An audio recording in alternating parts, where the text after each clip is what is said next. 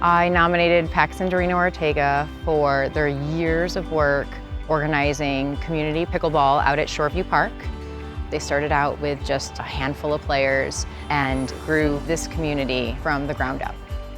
They have provided a safe space for people to come together, learn how to play, and everyone is there with this common goal and this common purpose. They've done such a good job of including people from all sorts of backgrounds, people who have a lot of challenges in their lives. They show up looking for something to do, and they find an entire community of people that they can not only just be active with, but build these relationships with, these long-lasting relationships. So they're staying active, being socially connected, being given a purpose. It's so much bigger than the sport of pickleball. What Pax and Dorrena have done is build community, introducing new players and connecting people together, promoting healthy activities, social connection, and just making our community a better place.